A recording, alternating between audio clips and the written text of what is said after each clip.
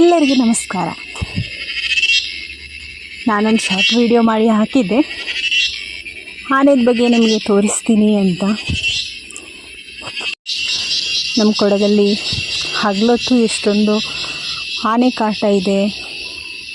ಅದು ಸೆವೆಂತ್ ಹೊಸಕೋಟೆ, ಕಲ್ಲೂರು, ನಾಗೂರು ಸೈಡದ್ದು ತುಂಬ ಆನೆ ಕಾಟ. ಹಗಲು ರಾತ್ರಿ ಅಂತ ಎಲ್ಲ ರೋಡಲ್ಲಿ ಓಡಾಡೋಕ್ಕೆ ಆಗಲ್ಲ. ಅಂಥದ್ರಲ್ಲಿ ನಾನು ನಿಮಗೆ ವಿಡಿಯೋ ಮಾಡೋಕ್ಕೋಸ್ಕರ ತೋಟದಿಂದ ಹೋಗ್ತಾ ಇದ್ದೀನಿ. ಹೊರಗಡೆ ಇರೋರೆಲ್ಲ ಹೇಳ್ತಾರೆ ಕೊಡಗು ಅಂದರೆ ತುಂಬ ಚೆಂದ, ನೀವೆಲ್ಲ ಅದೃಷ್ಟವಂತರು, ಕೊಡಗಲ್ಲಿದ್ದೀರಾ, ನಾವು ದೂರದಿಂದ ಬರ್ತಾ ಇರ್ತೀವಿ ಕೊಡಗನ್ನು ನೋಡೋಕ್ಕೆ ಅಂತ. ಆದರೆ ಕೊಡಗಲ್ಲಿರೋರಿಗೆ ಗೊತ್ತು ಇಲ್ಲಿ ಬದುಕೋದು ಎಷ್ಟು ಕಷ್ಟ ಅಂತ. ಮಳೆ ನೀರು, ಆನೆ, ಕಾಡೆಮ್ಮೆಗಳು, ಮತ್ತು ರೋಡ್ ಸೈಡಿಗೆ ಹೋಗಬೇಕಂದ್ರೆ ತೋಟದೊಳಗಡೆಯಿಂದ 1 ಕಿಲೋಮೀಟ್ರ್ ದೂರ ಗಂಟವು ನಡೀಬೇಕು. ಇದೆಲ್ಲ ಕೊಡಗಿನಲ್ಲಿ ಬದುಕೋ ಜನರದ್ದು ಜೀವನ. ನೋಡಿ, ಇದರಲ್ಲಿ ಆನೆ ಹಗಲತ್ತಲ್ಲಿನೂ ಆನೆ ರೋಡಲ್ಲಿ ಹೆಂಗೆ ನಿಂತಿರುತ್ತೆ ಅಂತ ನಾನು ತೋರಿಸ್ತೀನಿ. ಅಲ್ಲಿ ನೋಡಿ, ರೋಡಲ್ಲಿ ಆನೆ ತೋಟದೊಳಗಡೆಯಿಂದ ಬರ್ತಾ ಇದೆ. ಅಂದರೆ ಆ ಕಡೆಯೂ ತೋಟ, ಈ ಕಡೆಯೂ ತೋಟ.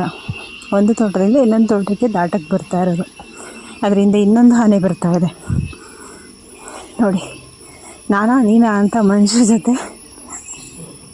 ಕಾಂಪಿಟೇಷನ್ ಮಾಡ್ತಾ ಇದೆ. ಅದು ಎಷ್ಟು ಚೆನ್ನಾಗಿ, ಯಾವ ಭಯನೂ ಇಲ್ಲದೆ ಚೆನ್ನಾಗಿ ನಿಂತ್ಕೊಂಡಿದೆ ನೋಡಿ ರೋಡಲ್ಲಿ. ಹಾಗೆಯೇ ತೋಟದ ಮನೆ ಕಡೆಯಿಂದ, ತೋಟದ ಮನೆ ಅಂತ ತೋಟದಲ್ಲಿ ಕೂಲಿ ಕೆಲಸ ಮಾಡೋರಿಗೆ ತೋಟದ ಮನೆ ಅಂತ ಕೊಟ್ಟಿರ್ತಾರೆ.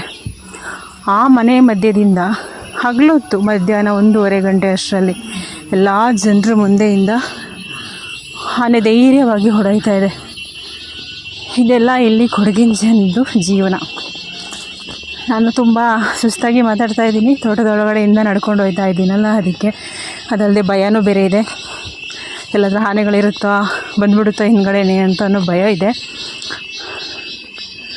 ಆದರೂ ವಿಡಿಯೋ ಮಾಡಿ ಹಾಕೋಣ ಅನ್ನೋ ಒಂದು ಆಸೆ, ಅದಕ್ಕೆ ಮಾಡಿ ಹಾಕ್ತಾ ಇದ್ದೀನಿ. ಏನೋ ಸೌಂಡ್ ಬರ್ತಾ ಇದೆ. ಈ ಕಡೆ ಆನೆ ಬರ್ತಾ ಇರ್ಬೋದೇನೋ, ಹೇಳಲಿಕ್ಕಾಗೋದಿಲ್ಲ.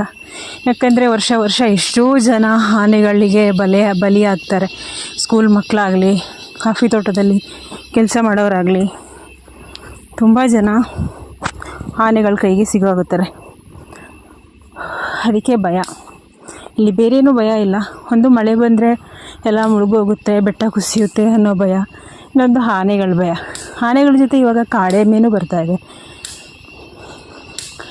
ಇನ್ನು ಮುಂದಕ್ಕೆ ಹೋಗೋಕ್ಕಾಗಲ್ಲ, ಇಷ್ಟಿಗೆ ಶಾಪ್ ಮಾಡ್ತಾಯಿದ್ದೀನಿ. ಅಷ್ಟೇ ಧೈರ್ಯ ಇರೋದು ನನಗೆ.